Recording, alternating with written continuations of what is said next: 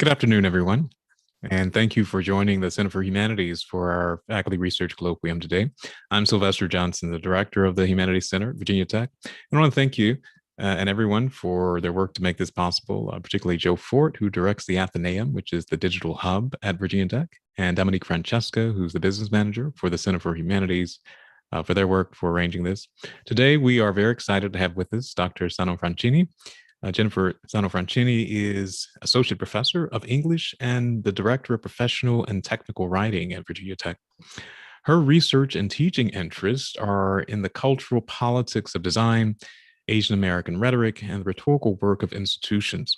She's published on a range of topics, including the politics of Facebook's interface design, Asian American sonic rhetorics, and emotional labor on the academic job search in journals such as College Composition and Communication, Technical Communication, Rhetoric Review, and Enculturation. Dr. Sano-Franchini's works also appeared in edited collections Rhetoric and Experience Architecture and Rhetoric and the Digital Humanities, which won the 2016 Computers in Composition Distinguished Book Award. Forthcoming publications include a co-authored chapter on election technologies as a tool for cultivating civic literacies in technical communication, and a co-authored web text on circulating Asian American sonic rhetorics for institutional change. We'd like to remind our audience, as always, that we will have a presentation first, at which point we will then have a Q&A. We'd love to receive your comments and your questions. So at about 1:30, roughly, we'll transition to that point. And you can send us your comments and questions at any time, but particularly toward the latter half of our colloquium. If you're joining us through the Zoom webinar, you can simply click on the Q&A button at the bottom of your Zoom screen to submit your questions through the webinar. If you're joining us through YouTube Live, you can use the comments box in the YouTube window in order to enter your comments and questions there. We'll be very happy to relay those. So without further ado, I'd like to get us rolling, and I'll turn to you, Jennifer, to share your presentation with us. Hey, thank you. Thank you, Sylvester, Dominique, and Joe. I'm going to share my screen right now.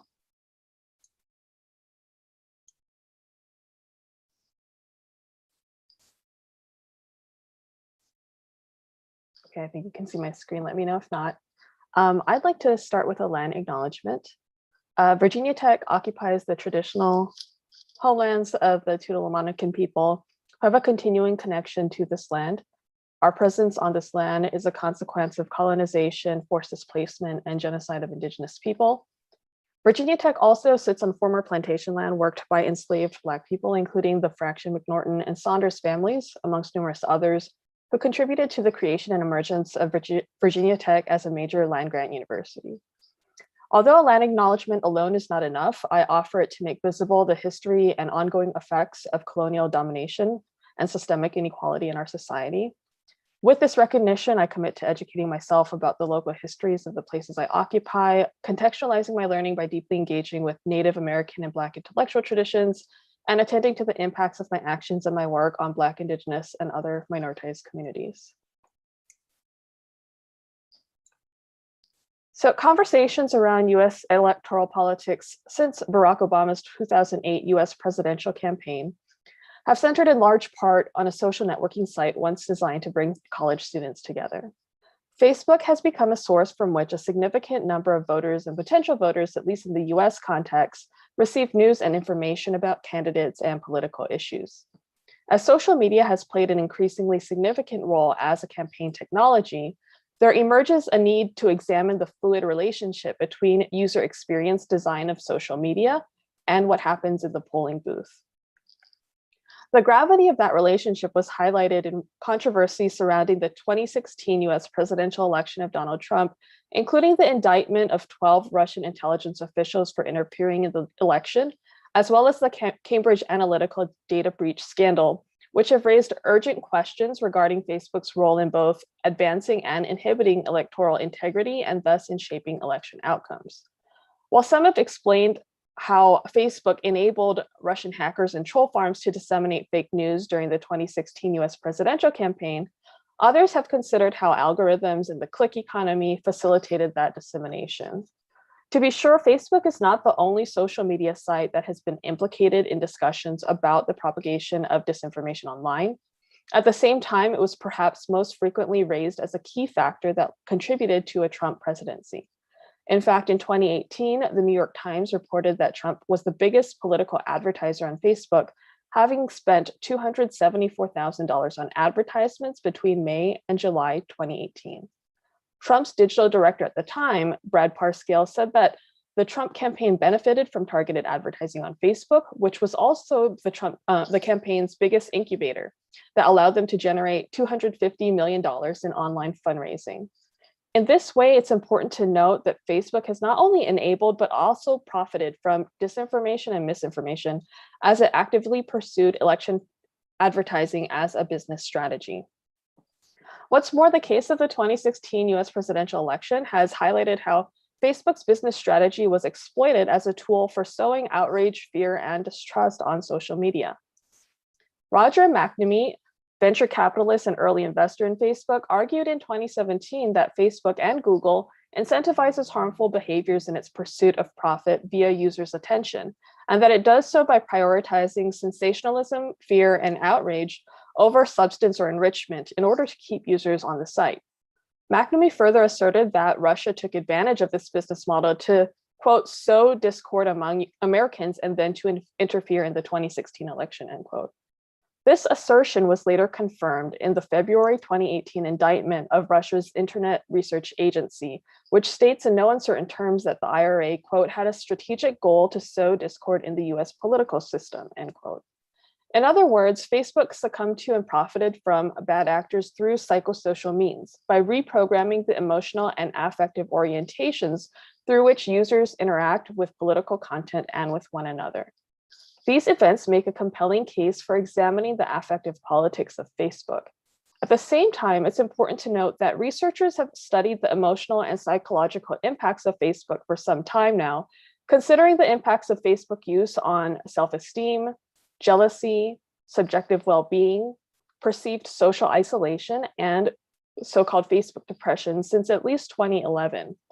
In other words, while the 2016 election and the indictment of Russia's Internet Research Agency provides a compelling exigence for examining the affective politics of Facebook, what I am talking about today is not limited to the social media site post-2016.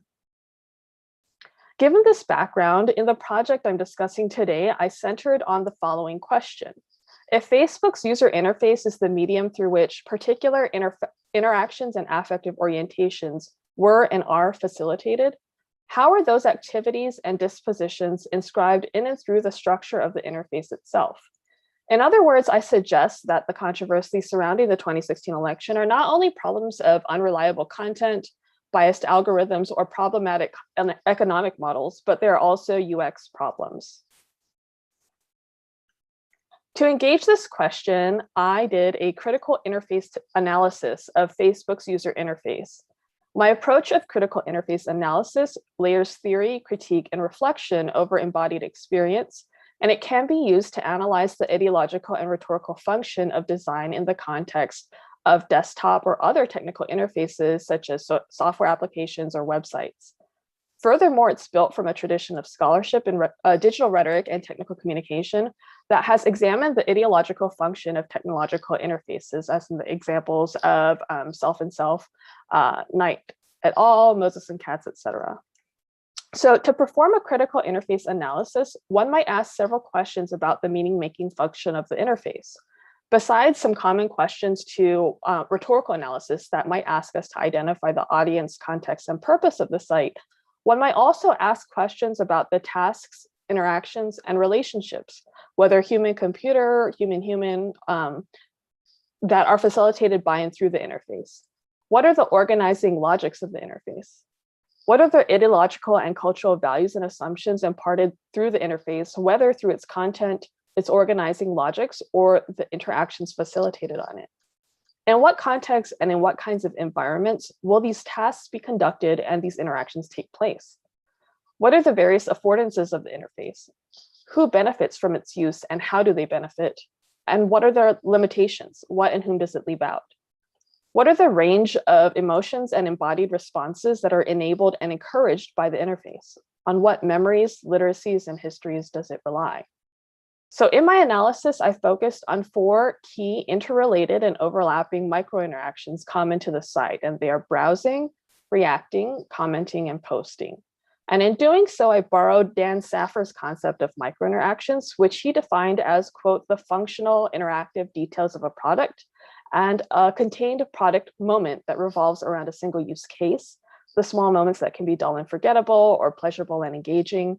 Every time you change a setting, sync your data or devices, set an alarm, pick a password, turn on an appliance, log in, set a status message, or favorite or like something, you are engaging with a micro interaction, end quote. So due to the time constraints, I'm going to quickly overview my analysis and findings with regard to 3 of these micro interactions, browsing, reacting, and posting. So browsing involves scrolling through one's newsfeed and browsing through posts by people within one's network interspersed with targeted advertisements. The newsfeed is designed with an infinite scrolling technique, making it easy for users to spend substantial amounts of time browsing. As Loringer explained, quote, long, endless pages are good for time-killing activities because users are in the mindset for serendipitous exploration and discovery, end quote. And infinite scrolling involves a lower interaction cost in comparison to having to navigate and click to a subsequent page. While infinite scrolling enables users to spend an extended amount of time on the site, other elements of the interface present an anachronistic sense of time and order. The design of the newsfeed may give the illusion of reverse chronology in terms of its name, its linear design, and the spacing of various elements, such as the coloring, fonts, and space between posts being uniform. However, posts are not displayed in reverse chronological order, nor is the pacing of posts temporally uniform, nor is the spatial representation indicative of temporal duration. So in this way, the interface presents a distorted and anachronistic sense of time and order based largely on the interests of big tech corporations. Looking further into how the interface shapes user experiences over a distorted sense of time, browsing also takes place in a context where news and think piece headlines are intermixed with friends, acquaintances, and family members' posts, perspectives, and personalized photos.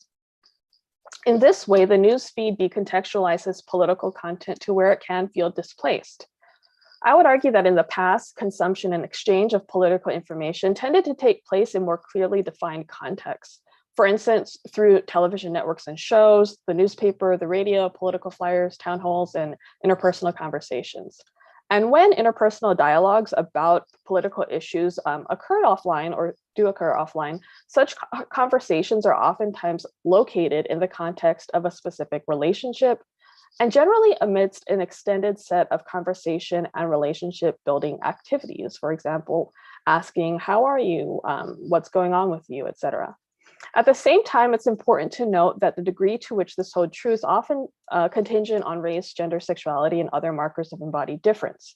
I'm thinking specifically about how racial microaggressions often take place in everyday decontextualized situations where we're not having a conversation about race, but then someone makes a comment that reinscribes longstanding and derogatory racial stereotypes. In somewhat similar ways, political content on Facebook is decontextualized, and posts presenting oppositional views may feel jarring and out of context for users. Facebook also uses racialized algorithms that, alongside block and hide features, limits interaction with varied viewpoints. For instance, at the time of this research, I was categorized as being away from my hometown and family, very liberal, and my multicultural affinity was African American, which I am not. Through such markers, Facebook racializes and politicizes content that I would argue are relevant to a much wider range of races, ethnicities, cultures, and political orientations. In addition, rather than encouraging people to negotiate different perspectives, Facebook has made it easy to shut out anything that challenges one's existing point of view. And finally, we can see in this image how in the design of the newsfeed, the headlines of external sources stand out over user commentary, the time it was posted, or the source of the through the use of larger bolded font. Through contrast in size and color, the user interface prioritizes the perspectives of media companies and thus potential corporate investors and marketing partners over the voices and perspectives of users. In addition, although the source is identifiable on the interface, it is de-emphasized in small gray font below the title and the description, making it easy to overlook. As a result, the credibility of source information is de-emphasized. A second microinteraction afforded by Facebook is the ability to react to posts. The ability to like posts was enabled in 2009, and reacting to posts on Facebook has now expanded to include 6 possible emotionologized reactions: like, love, haha, wow, sad, and angry, as represented by 6 animated emoji. By moving from a singular like button to 6 possible reactions, Facebook is able to obtain more granular data about how users respond to content. At the same time, the design of the React function epistemologically limits user conceptions of how one can or should react to information. Further, reactions are quantitatively tallied, and users are able to see how many others have reacted or not reacted to a post as they scroll through the newsfeed. This ability to accrue likes and other reactions then affects how people make decisions about what content to post, and oftentimes this means people will post content that is designed to elicit as many reactions as possible. In addition, Facebook collects this data and uses it to organize users and present tailored content for their news feeds. As a result, the React feature is used to limit the range of perspectives to which users are exposed, such that they are comfortable enough to return to the site, engage with the material on it, and spend as much time as possible on it. The React function contributes then to the sorting of users into indexable groups, thus enabling Facebook to profit via data mining. As a result, Facebook flattens user identities, communications, and interactions such that they are quantifiable, processable, and thus profitable. One might assume that posting requires a high level of engagement, as users are able to post lengthier reflections as mediated through alphabetic text, but Facebook's user interface encourages an ethic of expediency. For example, at the time of this research, users were presented with several options where they can ask for recommendations, answer a question, poll, tag event, or support nonprofit. The Memories feature also presents pre-formatted posts and short videos that memorialize events and relationships that exist within Facebook's database. By presenting options to quickly post pre-formatted content, Facebook prioritizes expediency to amass more and more content. Expediency is prioritized in several other ways, including the share button, which makes it easy for users to quickly share external content and the posts of others. And because Facebook's user interface is designed to encourage users to input as much data as possible, the newsfeed moves quickly. Thus, a user's post must generate an immediate response in order to gain any kind of attention and to be more widely distributed. Further, by posting these options like ask for recommendations, answer a question, create a poll, or support a nonprofit, Facebook implicitly encourages users to take a stance and to categorize others based on their stances. In other words, the focus of these options is not on learning or sustained inquiry. Such priorities that encourage users to quickly share their in-the-moment opinions can contribute to political polarization and discord. Finally, posting on Facebook is affectively fraught.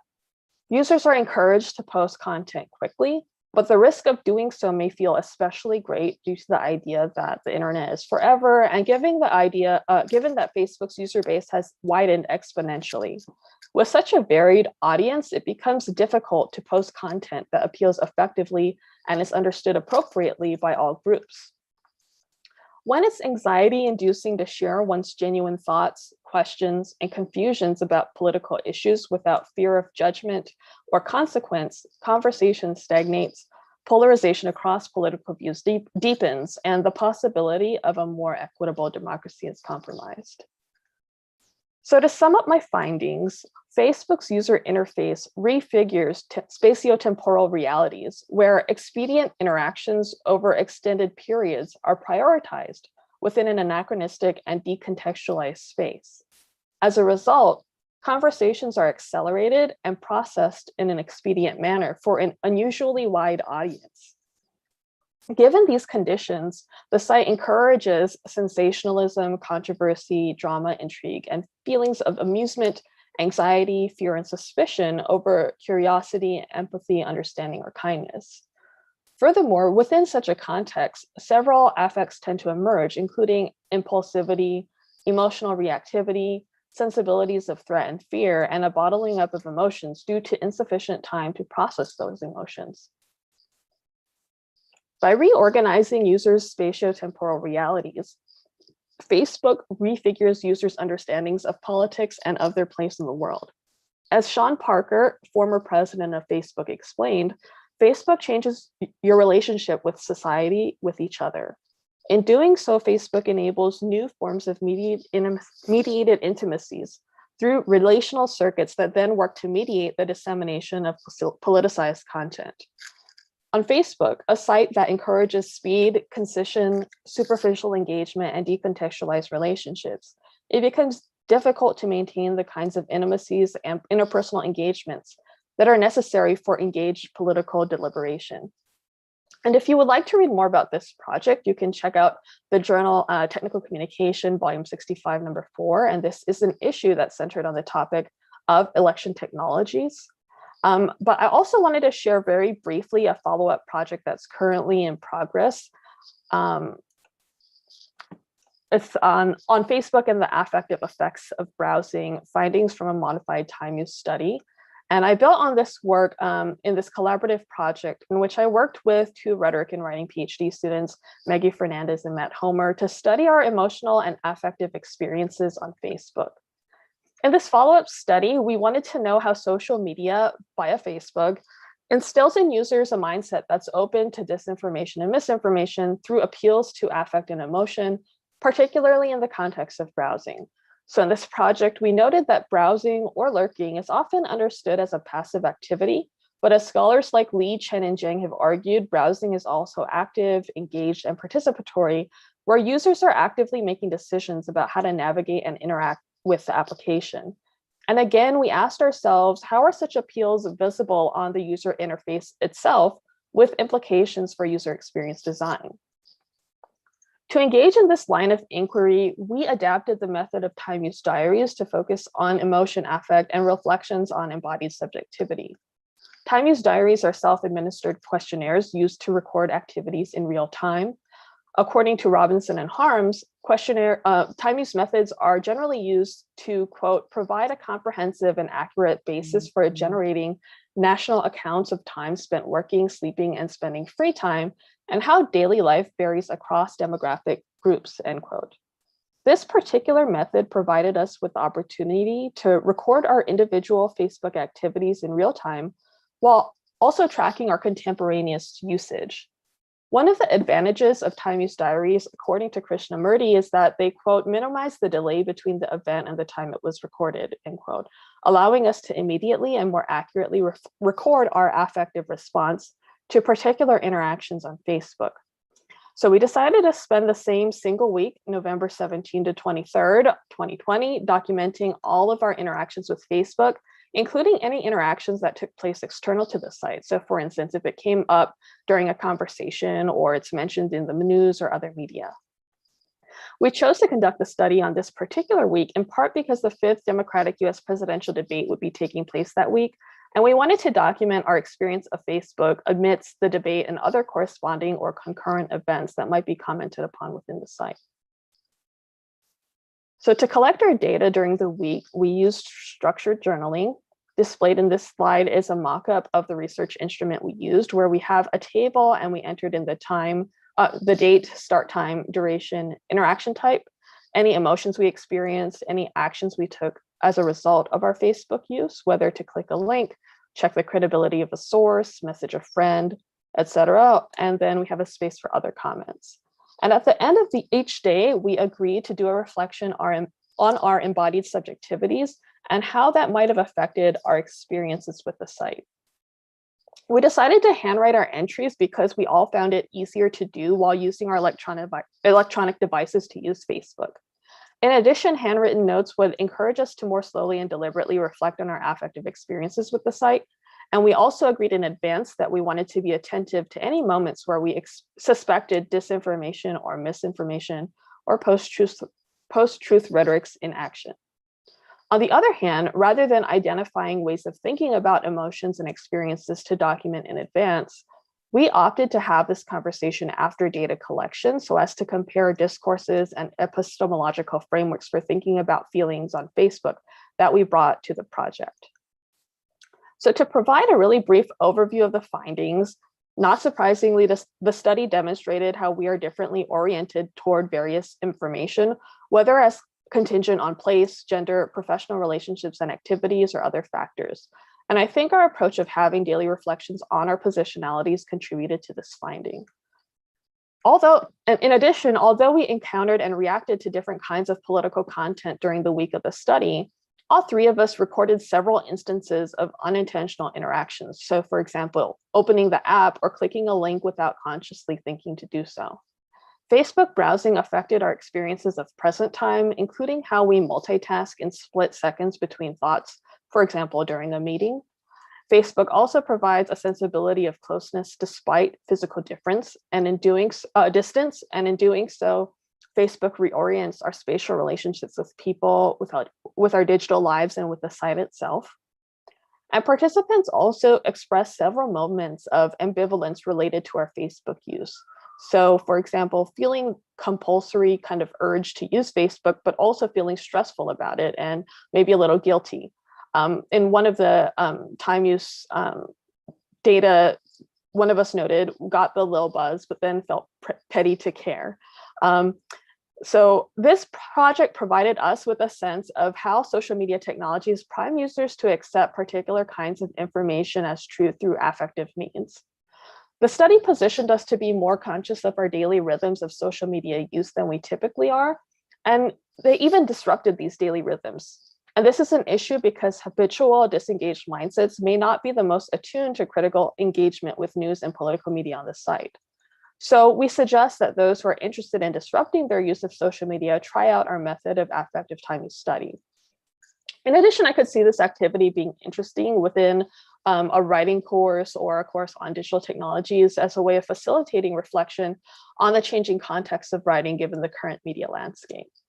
Finally, this research raises the question of how might this sense of closeness and attachment render users vulnerable to post-truth rhetorics or disinformation? Are feelings of trust sustained when engaging with less credible content? So that's a quick overview of that project. Thanks so much for listening.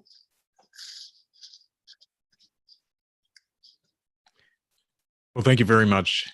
That was an amazing and really fascinating explanation of the important work that you're doing, Jennifer, in order to understand the impact of the digital technology systems and social media on things like the electoral behaviors and electoral politics. This, of course, has been the subject of quite a bit of discussion, of significant concern, in fact.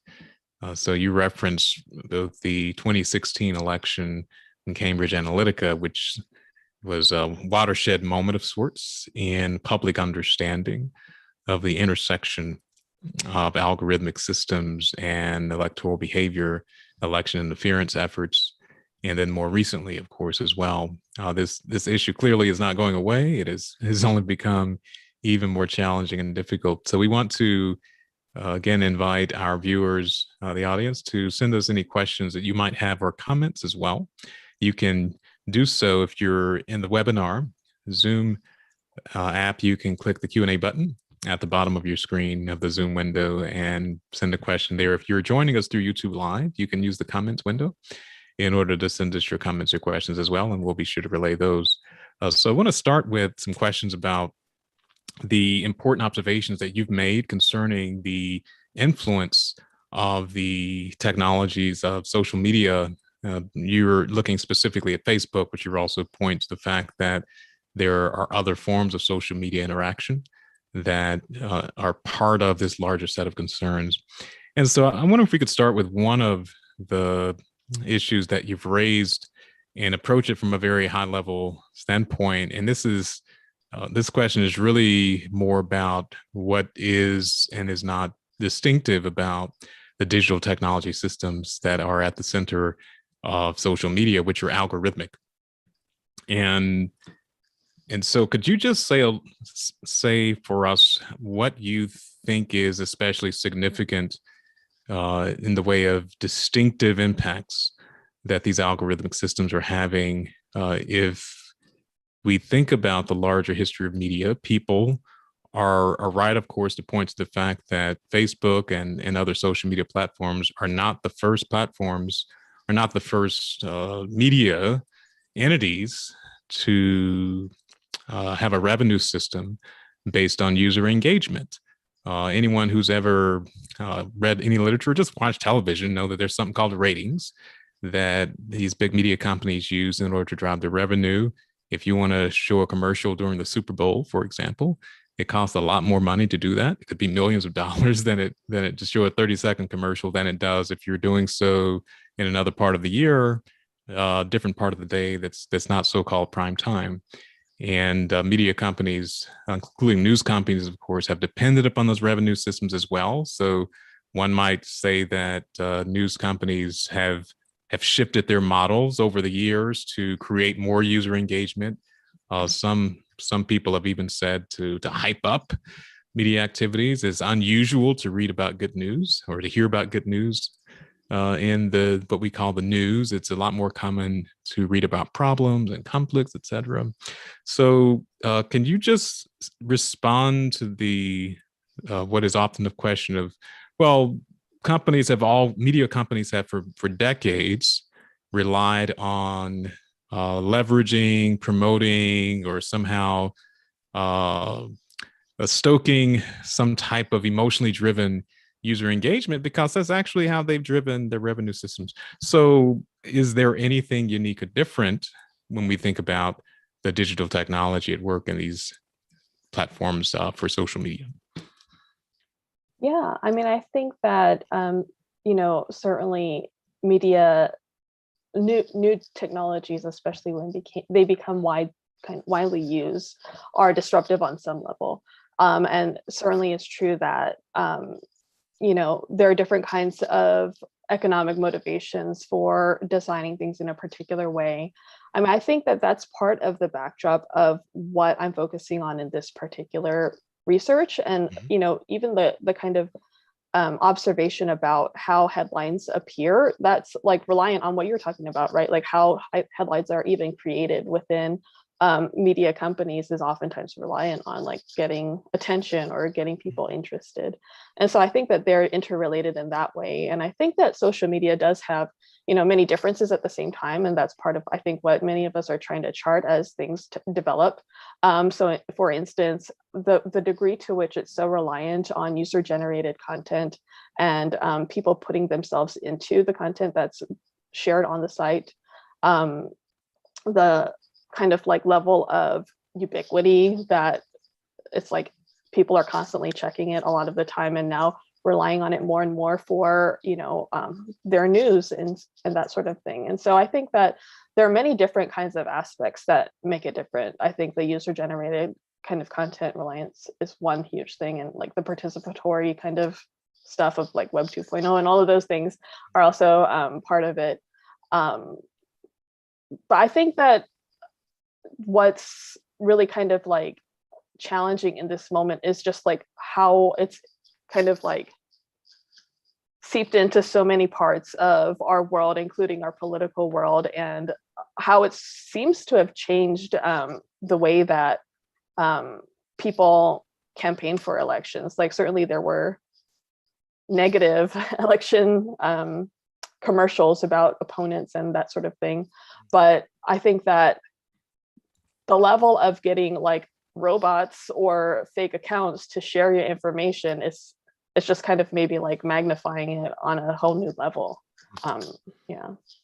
Yeah, no, that granularity and the power of AI certainly extends beyond the traditional newspaper or TV news shows and what they were doing to reader engagement. So it's a very compelling point to make. Someone from our audience was just expressing appreciation for the clarity of it. Now that you've explained it, it becomes much easier to understand the the way these social media platforms such as Facebook can deepen political polarization. We have a question from another person in the audience. For the second study, they ask, how have you and your co-authors, thought of a subsequent study to inquire about the affective responses along political lines? Given that Facebook uses a filter bubble, parser, would there be a benefit to investigate whether there are different affective responses based on liberal versus conservative political values? So they're trying to think about how you might inquire further to discern what difference it makes, if any, for liberal versus conservative demographics. Well, we haven't talked specifically about a study like that, but I could certainly see that being an interesting one to undertake. I think with that project, as well as the first one that I talked about, what we were really interested in was the kind of more subtle ways that just like a normal use of technology, like not necessarily trying to do something political per se, how do those kinds of like, just like the virtue of just being on there on a regular basis, how is that going to affect kind of like the way we might take in different kinds of content? And so we were not focusing so much on like, I guess more explicitly political things, as we were looking at how do these kind of mundane activities have implications for politics as well. And so I think that it could be interesting to look at different political perspectives. At the same time, I wonder if there's something to be said about like, well, there may be nuances, but there are certain parts of what Facebook does that affects everybody who uses it just by virtue of the way that it's organized, the way that its user interface is designed, and the way that it encourages people to interact with it. And we were really interested in what that might be. Excuse my dog. Oh, that's fine. This is the era of Zoom. It's dogs and walking cats and everything. So, well, that makes a lot of sense. There are several other important questions, of course, that emerge here as well, and one of those concerns some of the ways you were describing for us in the design of the interface. So you mentioned as part of your research specialization, UX, user experience dimensions of this technology. And that was actually quite important to the presentation that you made. You gave us examples of user experience. Can you give us just a little bit more of a high level understanding of why user experience has become so important? And some of for example, the scale of resources that go toward this, because it's designed, when it's done really well, is actually designed for people not to think about it, right? If you sit down and you're thinking about the challenge or the experience of using whatever it is, it could be an iPad or a smartphone or interacting with a website or an app, then the designers have failed to some extent, because it's supposed to work so well that it feels transparent, which can actually make it more challenging for people to do what you're doing, and that you're being thoughtful about it because you're a researcher. It's your job to be thoughtful about these things, but for most of us who are consuming it, if it's done really well, part of the way you know it works really well is that you really don't think about using at that point of interface.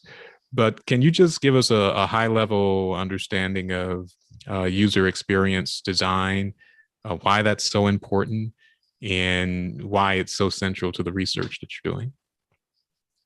Well, I think that user experience design is so important for the way that we think about technologies as one approach, because it has us focus on the various kinds of ways that people are affected by the technologies, not just kind of like conceptually in terms of like what ideas are presented there, but including like how we move about the world during the use and afterward.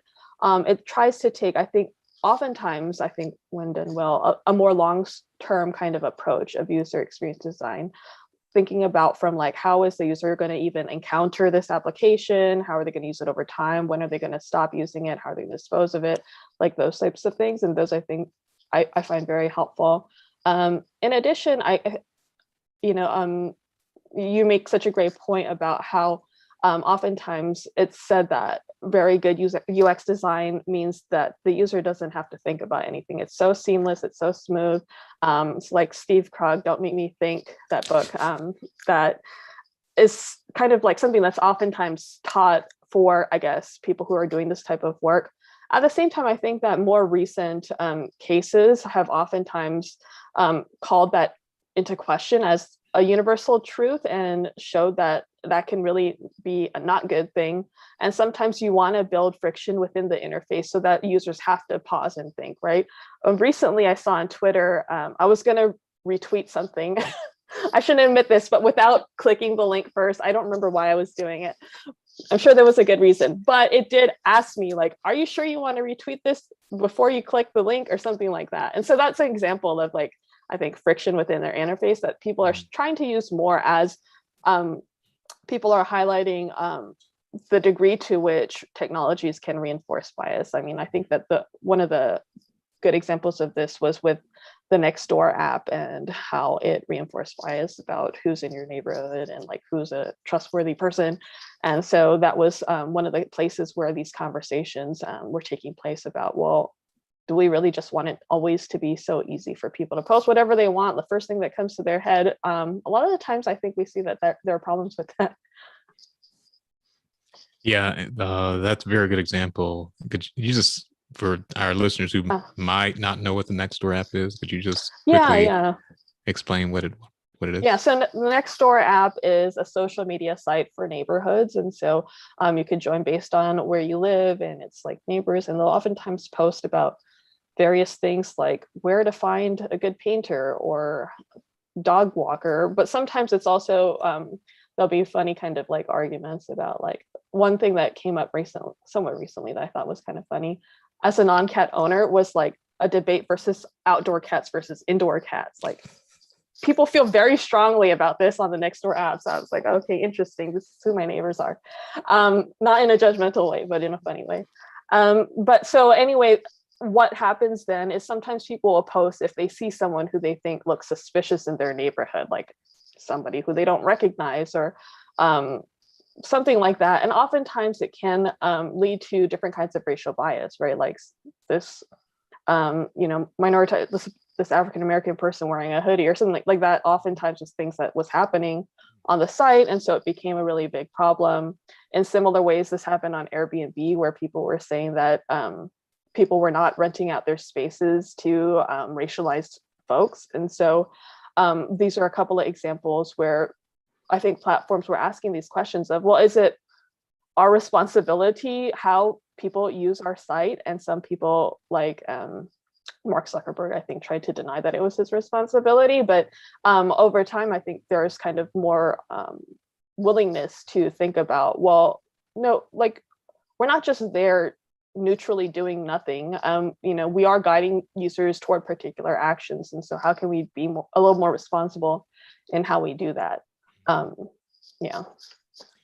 Jennifer, one of the big issues that is at the heart of your research and what you're examining has to do with agency, with the people's ability to knowingly and willingly make decisions about what they're using, how they're responding.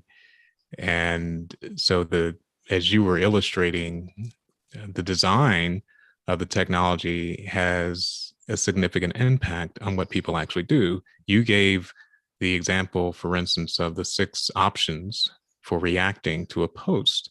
There could be any number of reactions that someone might have, right? But there were 6 there, and then you gave us an example of what happens as people decide what they're going to do and how that data, or rather how that response can be recorded in order to generate data that can be analyzed with AI to produce significant insights. that then companies can use to monetize, because now they can have a much more granular understanding of how people are interacting with their information and how those people are thinking. There's a lot there, but part of it is the extent to which social media is actually shaping, nudging, determining people's behavior. So I'm just going to ask the very unsophisticated, crass question, and then you can take it from there to give a more refined answer. Is social media controlling our lives? Has it taken away our ability to make decisions? Well, I mean, I think it certainly guides us in particular directions, but it doesn't take away our agency entirely, right? I mean, we can always choose to put it aside, and people take social media breaks nowadays, I guess, or technology breaks from their smartphones. And there are also ways that people choose to navigate sites like Facebook with more purpose, I guess. For example, making an effort, whether the interface prompts them to do so or not, to always like read the article before liking or doing anything in response to it.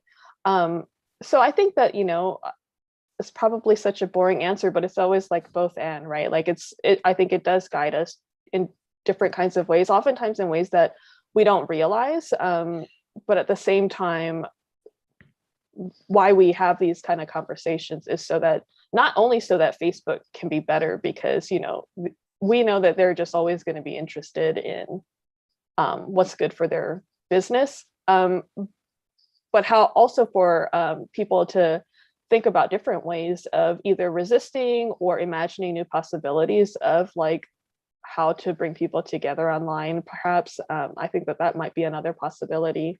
But yeah, I never like to think like we're under its control entirely. I don't think that that's necessarily the case. Is it fair to say that a lot of users, or that most users, underestimate the ability to which very sophisticated algorithmic systems, so software that can make decisions and give people certain information or show things to them based on other data specific to that person, that most people, is it fair to say most people underestimate the degree to which what they do can often depend on the software? And if so, what does that mean for democratic outcomes and the impact that AI-driven digital technologies can have on a democracy? I mean, I definitely do think people underestimate what technologies do and can do with the data that they get from us. And I would even include myself in that. Like, But you're an expert. Yeah, exactly. Like I'm supposed to be a researcher in this area, and I've been doing it for a long time, since grad school. But at the same time, it was interesting for me to see that I might have like maybe guessed at it, but like to see how often I was like just opening up the site without even thinking about it. Like I wasn't even trying to think like, oh, I want to see what's on Facebook. I just like immediately clicked to it. And so that study kind of like really made that clear for me. I mean, like that's one small thing. In addition, I think that there's so much happens that's behind what's visible to users, including things like algorithms or how data gets used in ways that are not kind of like publicly, like very publicly apparent. I think that makes it also very difficult for people to see and understand what's possible and can happen. I think of another example of myself is like, there was a time when I would feel like, well, I don't care if my information is online. Like you could Google me and you see who I am, and you have nothing to hide. Yeah, my age, my address, whatever, at the time it felt like fairly harmless, even though, there are things that happen at the time, like fraud and whatever. But over time, I think that we come to see more and more the various kinds of risks that can be involved when your data is available to corporations or the government even, in terms of how it, like, people bring up the idea of like, well, could insurance companies use data about you to not, affect your rates or your ability to get health insurance and things like that, is one example. And so, yeah, I think that definitely there's that kind of level of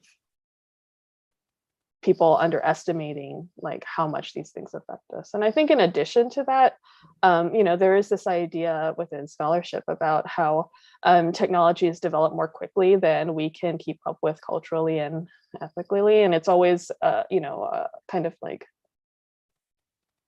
oftentimes it becomes an afterthought.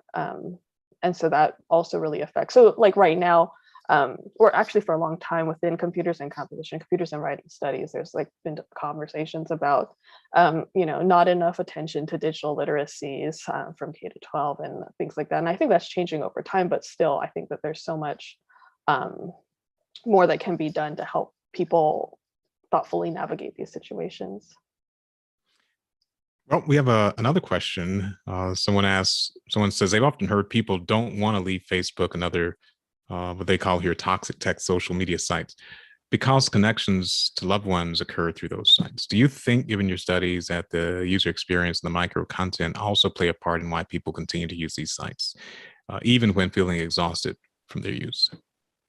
Yeah, that's a really good question. And it's actually one of the things that we found in that study is like after we did the week of time use journaling, we came together and we said, well, why are we still on it? Like what keeps us on it from the site? And that was one of the things that someone brought up was they feel that they get these like small, not small, but like these kinds of like embodied rewards or like there's connections to people that they care about who they might not have talked about for a long time. I think in addition, because it's kind of like held our memories for such a long time. Like for me, I don't know how long I've been on Facebook, probably 10 years now. It has all these memories that like, honestly, if it wasn't there and I didn't see it from time to time, I'd probably forget about it. And part of me wants to hold on to that. And so, yeah, I think it is kind of like, it's kind of creepy to think about, but yeah, I think that it, I guess that's how these things work. And I think that it's very true that that's why people continue to use, even when we might feel guilt or conflicted about it. And could you also, we have just a few minutes left, so could you also talk about what you see as some possible directions that might serve to address some of the problems that your research has been elucidating? They could be, I don't know, maybe it's some kind of change in user experience. Maybe it's something other forms of change. Could it be that a change in revenue models?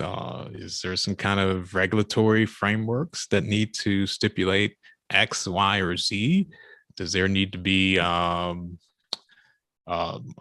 publicly owned platform for this? Do we need like a U.S. Postal Service equivalent of social media that is state-owned and not privately owned, or does it need to be more digital literacy for users? What are one or two possible strategies or approaches that you think might actually begin to resolve some of the tremendous challenges that these digital technology platforms have begun to pose for functioning democracy? Yeah, I think many of the things you mentioned, such as regulation of big media companies, but being, a professor in professional technical writing and being a teacher at Tech, I always think first about who are we training to build these technologies and how are we training them to do so? How are we helping them to understand these type of implications and to understand that it matters? I think that that's one of the kind of ways that maybe has made the most sense given my current position, in terms of what can we do? And I think that, helping students to navigate these kind of challenging situations, especially if they go on to work with work for various kinds of businesses where they're maybe starting out and they feel like, okay, well, in school I learned these things, that these are problems, but in this job I'm not able to do what I feel is right or something like that. Helping them to navigate those type of situations and what will they do, and what, thinking about kind of like a longer term kind of like goal for your life and things like that, I think can be ways to try and address the situation. Then also I think that contributes to digital literacy as well. A lot of students who I've worked with in my professional technical writing classes are really interested in bringing some of these conversations to kids earlier on, like K to 12 level, about various types of social issues that they maybe hadn't experienced themselves. And so, when you set these types of situations and possible like frameworks for thinking about these things out for students, sometimes they come up with like really cool ideas that you will never even think of yourself. And I think that we have to kind of encourage more and more of that to work towards something better. So you're saying the future of democracy is going to depend in part on the kind of education and preparation of future talent in technology coming from humanists, from people like you, as well as others. Definitely. No. That's a great note to end on. Yeah, that's what we're here for, right? No, yeah, I think that it is really important, and it's so scary and difficult when people downplay the importance of what humanists do, right? Because oftentimes people get hurt as a result. Well, that was, someone has just commented, that was amazing. They took the words out of my mouth because I was going to say, but a really amazing talk, very important research that you're conducting, and collaboratively as well. So this is part of a team effort to really understand the impact that the digital technology systems and social media are having on democratic processes and democratic exchanges, and the different social forces that are shaping our national and global world. Thank you very much for sharing your work with us. And to our audience, thank you for joining us. We hope that you'll look out for our next announcement of upcoming talks from the Faculty Research Colloquium and other events at the Center for Humanities is sponsoring. We're so glad you could join us today. Thanks, everyone. Thank you.